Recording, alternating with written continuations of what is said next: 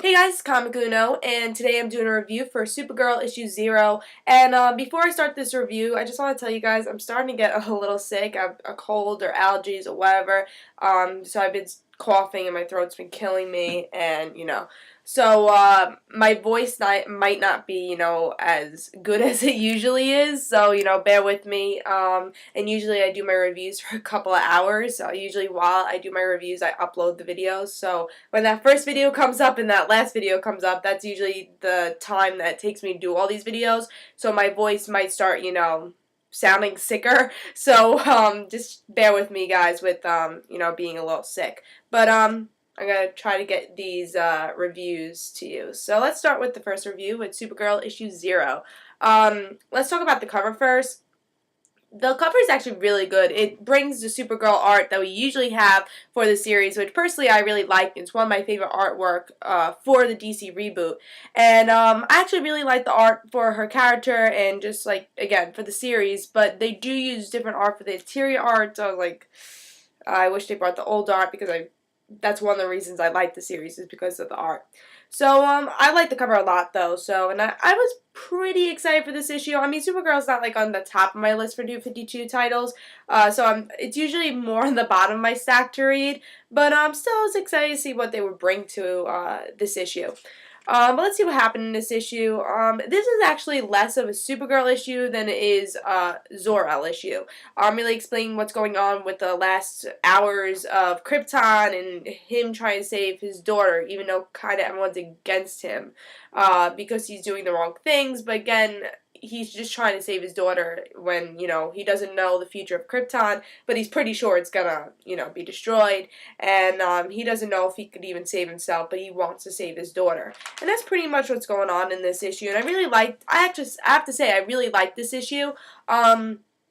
It brings, Supergirl's origin story in a way that, yes, it's a little different, but it's pretty much the same.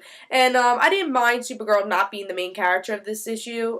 Yes, we get to see Supergirl a lot because, Zor-el is trying to save his daughter, but we don't get to see Supergirl, her narration, but we always get to see her narration. So I kind of liked, the change, and I feel like they did it really well. And to see, Krypton's last hours in Zor-el's point of view instead of Supergirl's point of view was, I think, a lot better.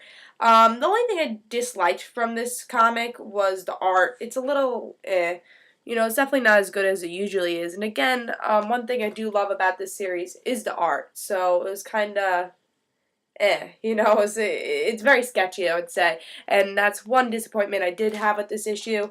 Another disappointment is that Superboy is randomly in this issue, and I still don't have, a sense of what's going on with Superboy in the New 52, because, before the New 52, Superboy is a clone of Lex Luthor and Superman. Lex Luthor created him and blah, blah, blah, blah. And with this, I don't know what's going on with him, because right now he is on Krypton before it explodes. So what's going on there? I don't know. Is he still Lex Luthor and Superman's clone? I have no clue. Here. And I think this is Superboy. It looks exactly like him with his little Tron suit. So, I haven't been reading Superboy or Teen Titans, so maybe I missed something with that, but I have no idea what's going on with this character and why he's in this issue. And I was kind of disappointed that they did not explain why he's in this issue. I mean, they were talking about clones and how it's kind of legal in Krypton to clone. So was Superboy created on Krypton? Because, before New 52, that didn't happen. He wasn't created on Krypton. So, yeah, it was a little confusing. And I really liked Superboy before the New 52, but his character is going a little out there for the New 52.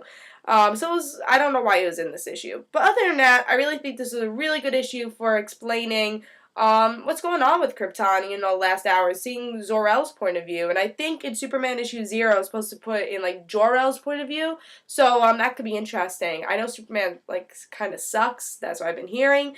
But it could be interesting maybe one day pick up issue 0 for Superman. Because, this issue is pretty solid. And if it's the same type of way they're trying to do Superman issue 0, trying to explain what happened with Krypton in another person's point of view, that could be kind of interesting, especially if you read this issue. So yeah, other than the Superboy and the art thing, I actually thought this was a pretty interesting story, definitely worth picking up.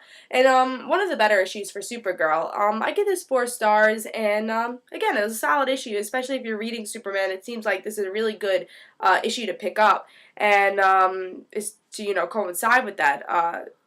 Issue 0. So this was a really good issue for really not even just Supergirl, just Zor-el, sorry, Zor-el, and just Krypton in general. So again, not a lot changed with the origin story, and I thought it was pretty interesting. So I give it 4 stars. I say definitely pick it up, even though the art and Superboy was in it. I don't know what was going on with that, but yeah. Pretty good issue. So I'm going to give it 4 stars. I say pick it up. Hope you guys enjoyed. And guys, don't forget to follow me at Comic Uno and the Rant Situations on Twitter.